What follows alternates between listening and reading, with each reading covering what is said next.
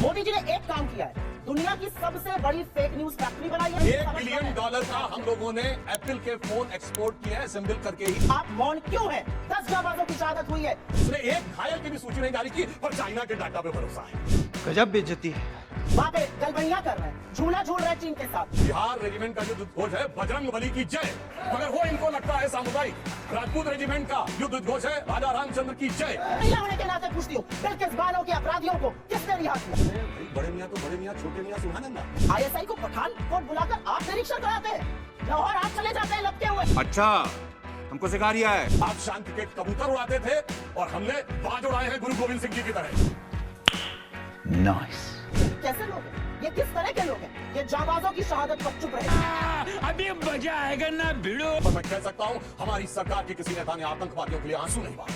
हम ये कह सकते हैं हमारे किसी नेता ने आतंकवादियों के लिए पलक पावड़े नहीं बिछाए। मेरा अपना मानना है कि कुछ बातें जब समझ में नहीं आती उसको नहीं बार बार बोलना चाहिए। मैंने आपको एक बार पहले भी शो में समझाया। अच्छा ठीक है। सोनिया जी के आंख में आंसू नहीं आए, घोटाला हाउस के एनकाउंटर के आरोपियों के आंसू। और जो आप बता रही हो कहानी तो बहुत पुरानी हो गई, उसके बाद तो जो ठुकाई हुई।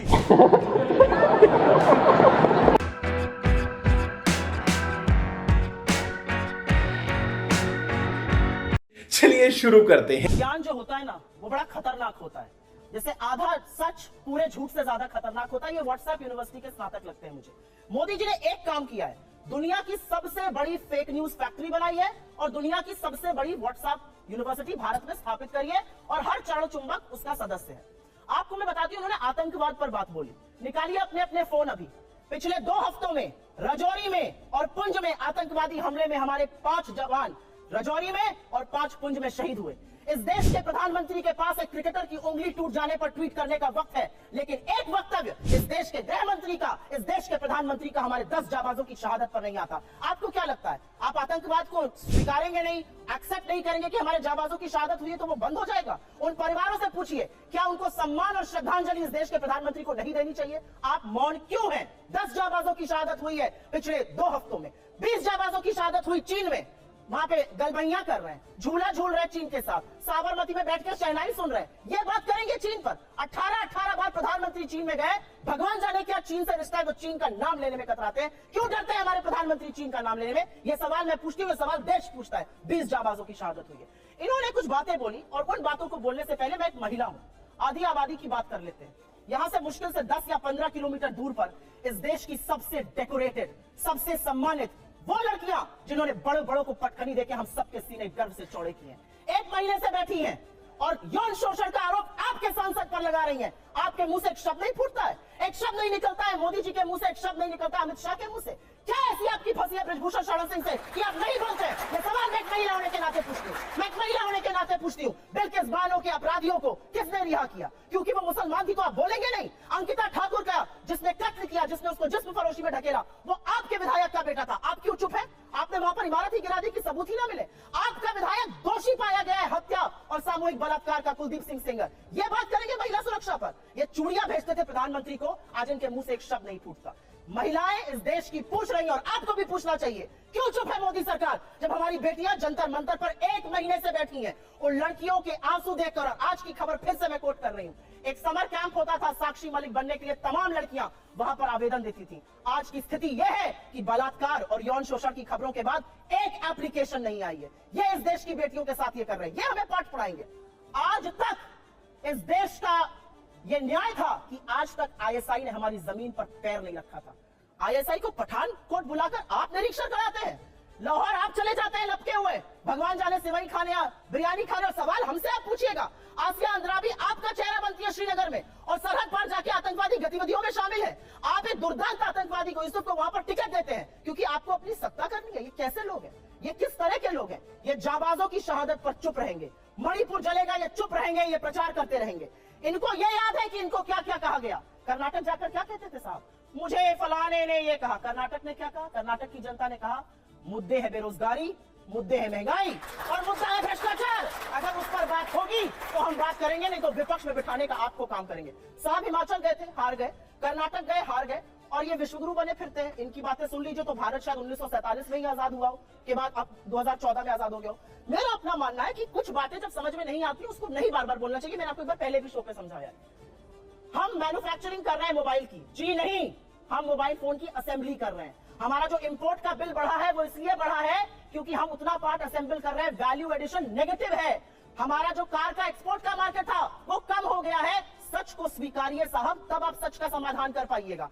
बेरोजगारी नहीं है, महंगाई नहीं है, अडानी ने कोई महाघोटाला किया ही नहीं है, चीन है ही नहीं। जब आप आंखों पर पट्टी बांधकर शासन चलाइएगा तो देश का वो हाल होगा जो हो रहा है। मैं तो एक महिला होने के नाते एक ही सवाल पूछना चाहती हूं कि हाथरस की गुड़िया को आप 2:30 बजे जलवाएंगे, दोषी रेप में आपके विधायक पाए जाएंगे, आपके सांसद के ऊपर यौन शोषण का आरोप है, आपके विधायक का बेटा एक लड़की के कत्ल का मुलजिम पाया जाता है। आप अब महिलाओं की बात कब करिएगा?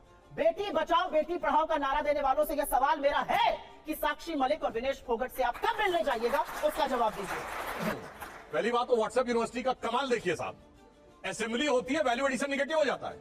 अरे भैया ऐसा कहीं होता है? अगर कहीं पर कोई आपको असेंबल करने को देता है तो अपना प्रोडक्ट देते हैं तो आप उसमें सर्विस चार्ज लेकर ही बेचेंगे। $1 बिलियन का हम लोगों ने एप्पल के फोन एक्सपोर्ट किए हैं असेंबल करके ही। 25% आईफोन 14 भारत में बने हैं। इसे कहते हैं व्हाट्सएप यूनिवर्सिटी या राहुल गांधी यूनिवर्सिटी, आप जो भी समझ लीजिए। अब दूसरी बात मैं कहना चाहता हूँ, दूसरी, अरे भाई आपने हमने आतंकवाद की इतनी घटनाएं उत्तर से दक्षिण तक बता दी। अब दक्षिण कश्मीर के 4 जिलों में रह गया है, वो दिखाई नहीं पड़ा, उसके लिए इनको आंकड़े चाहिए। पर मैं कह सकता हूं हमारी सरकार के किसी नेता ने आतंकवादियों के लिए आंसू नहीं बहाए। हम ये कह सकते हैं हमारे किसी नेता ने आतंकवादियों के लिए पलक पावड़े नहीं बिछाए। संसद भवन पे हमला हुआ, जिन जाबादों ने अपनी जान दे दी, उन्होंने, उनके परिवारों ने मेडल लौटा दिए। चूंकि अफजल गुरु को 7 साल तक सर्वोच्च न्यायालय से निर्णय होने के बाद फांसी नहीं दी रही थी, परंतु सोनिया जी की आंख में आंसू नहीं आए, बटाला हाउस के इनकाउंटर के आरोपियों के लिए आंसू आए। हमने किसी जाकिर नायक को शांति का मसीहा कहने वाले, इशरत जहां को बेटी कहने वाले, अफजल को हालात का मारा कहने वाले, हाफिज को साहब कहने वाले, ओसामा को जी कहने वाले, बुरहान वानी को भटका नौजवान कहने वाले आतंकवाद पे भाषण दे रहे हैं। इसलिए हम महिला की बात करता हूं, बिल्किस बानो की बात ये कर रहे हैं। 14 साल वो लोग जेल रखा है, मुस्लिम थी इसलिए बोला। इसी पश्चिमी उत्तर प्रदेश में एक मुस्लिम महिला थी इमराना, जिसके साथ उसके ससुर ने बलात्कार किया और मौलवी ने फतवा दे दिया कि बाद से वो अपने ससुर की पत्नी और पति की मां हो गई। और जलवाए जलाल से वो मौलवी साहब विद्वान थे, चू नहीं बोला। ये इनका महिलाओं के प्रति सम्मान था। हमारे यहाँ किसी ने नैना साहनी को तंदूर में जलाया, छोड़िए वो सब आरोप प्रत्यारोप। मैं तो 100 बात की बात कहना चाहता हूं, वो कहां गए उन लोगों का सम्मान करते थे जिन्होंने कश्मीर वैली में लिखा, छोड़ के चले जाओ हिंदुओं से और अपनी बेटियों को छोड़ जाओ। वो गिरजा टिक्कू जिसके साथ सामूहिक बलात्कार के बाद आरे से काट दी गई और चू नहीं निकला किसी के मुंह से। वहां एक किसी महिला एक के साथ नहीं, पूरी कम्युनिटी के साथ हुआ और सब मौन साधारण किए रहे, क्योंकि वो सेक्युलरिज्म का सुंदर संगीत था, उससे इनको वोट मिलने थे। कहते हैं आईएसआई भारत की धरती पे नहीं था। मैडम आपकी सरकार के समय में रिपोर्टें हैं आईएसआई के कितने मॉड्यूल्स काम कर रहे थे, और जो आप बता रही हैं वो कहानी तो बहुत पुरानी हो गई।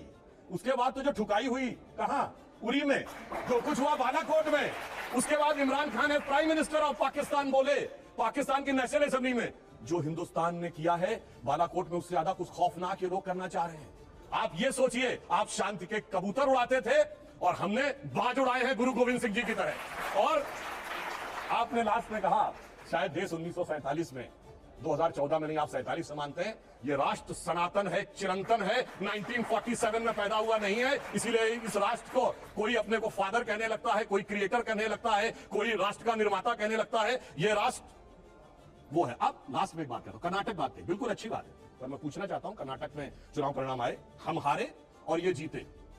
मैं पूछना चाहता हूं, राहुल गांधी जी ने जाकर कहा था कि इंडिया में डेमोक्रेसी ऑलमोस्ट खत्म हो गई है, सारे संस्थान अब काम नहीं कर पा रहे हैं। तो मैं पूछना चाहता हूं, 2 सुप्रीम कोर्ट के जजमेंट आए जो आपने कहा आपके पक्ष में आए, उसके बाद अब इलेक्शन कमीशन सही है कि नहीं, ईवीएम सही है कि नहीं, आप डेमोक्रेसी से जीते हैं कि नहीं कर्नाटक में। मेरा मानना है कि अगर हम ईमानदारी से स्वीकार करते हैं कर्नाटक में हारे हैं, कांग्रेस को ईमानदारी से क्षमा मांगनी चाहिए कि आगे से हम अपने राजनीतिक हित के लिए विदेश की धरती से जाकर कभी इस देश को बदनाम करने की कोशिश नहीं करेंगे। और पुनः मैं कहना चाहता हूं, आज मैं विनम्रता से और चुनौती से पूछता हूं, G7 कंट्रीज और G20 कंट्रीज में एक देश बताएं जहां महंगाई की दर हमसे ज्यादा हो और विकास की दर हमसे कम हो। हम दुनिया में सबसे बेहतर। अब आता हूं गलवान पे।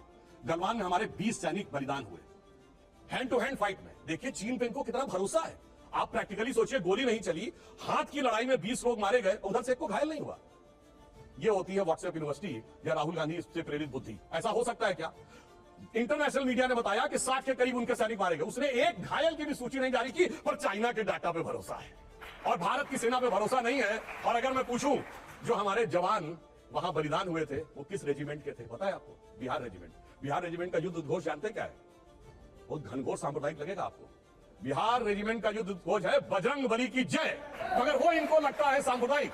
राजपूत रेजिमेंट का युद्ध ध्वज है राजा रामचंद्र की जय, सुनिए। और जो हमारी गोरखा रेजिमेंट का युद्ध ध्वज है जय जय महाकाली आयोरी गोरखाली। मगर अफसोस है कि भारत की ऊर्जा ओजस्विता के सारे प्रतीकों को सांप्रदायिक कह कह के आपने उनको भोथरा करने का प्रयास किया। और कर्नाटक में आज क्या होगा, इनके राष्ट्रीय अध्यक्ष के बेटे आज ही बोले कहे हम सांप्रदायिक संगठनों को नहीं वो करेंगे और आरएसएस को भी हम बख्शेंगे नहीं।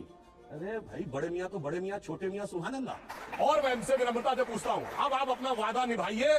आपने कहा था हम 6% मुस्लिमों को आरक्षण देंगे, मुस्लिम आरक्षण देके दिखाइए। ये बताइए, केरल में जो लड़कियां पकड़कर धर्मांतरण करके जिहादी बनाने के लिए ले जाई जा रही हैं, वो तो फेक स्टोरी है। महिला सम्मान सब गायब, वहां तो महिला सम्मान गायब। और यहाँ जो जांच हो रही है कोर्ट के निर्देश में हो रही है, उसका इंतजार नहीं करना है और ताली बजाना है और वहां कहना, जबकि इनके मुख्यमंत्री ओमन चांडी ने कहा है, कांग्रेस के मुख्यमंत्री ने और कम्युनिस्ट पार्टी के मुख्यमंत्री, वहां महिला नहीं, न कश्मीर में चिंता महिला की, न केरल में चिंता।